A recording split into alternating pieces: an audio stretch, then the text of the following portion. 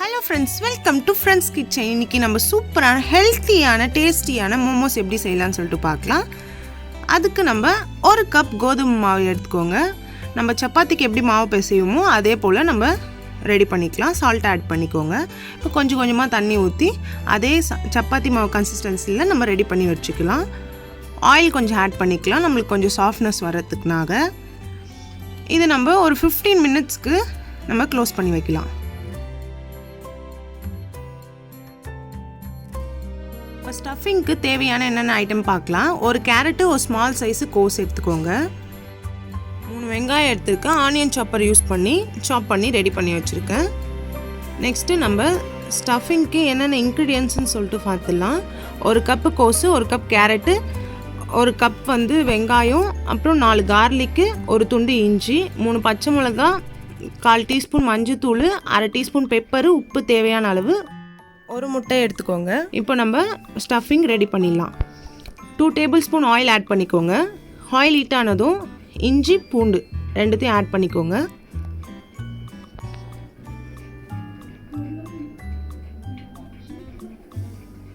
இந்த ஸ்டேஜில் நம்ம வெங்காயம் ஆட் பண்ணிக்கலாம்.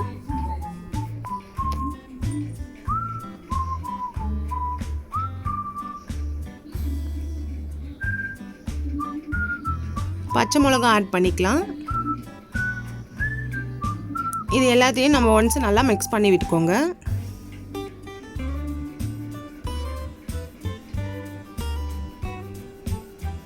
இந்த ஸ்டேஜில் நம்ம கோஸும் கேரட்டும் ஆட் பண்ணிக்கலாம்.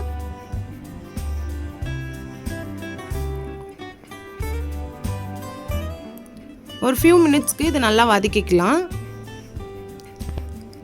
அதுக்கப்புறம் மஞ்சத்தூள், பெப்பரு, சால்ட்டு இது எல்லாமே ஆட் பண்ணிக்கலாம்.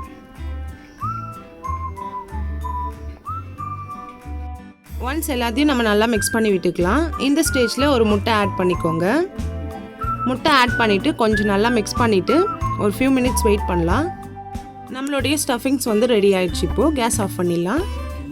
இப்போ பார்த்தீங்கன்னா 15 மினிட்ஸ் ஆயிடுச்சு. நல்லா சாஃப்டாக இருக்குது. இப்போ நம்ம சப்பாத்தி எப்படி ரெடி பண்ணுவோமோ அதே போல் நம்ம ரெடி பண்ணி வச்சுக்கலாம். பட் ஆனால் உருண்டை கொஞ்சம் சின்னதாக போட்டு நம்ம ரெடி பண்ணி வச்சுக்கலாம். இந்த ஸ்டேஜில் நம்ம ஸ்டஃபிங் ஆட் பண்ணிக்கலாம்.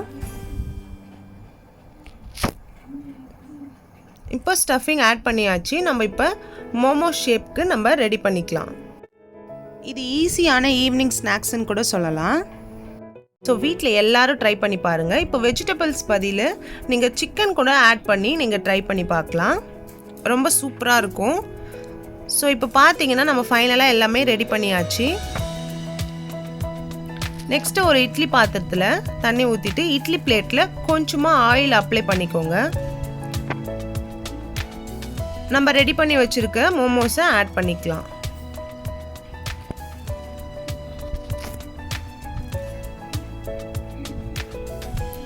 இது 15 மினிட்ஸ் குக் ஆகணும்.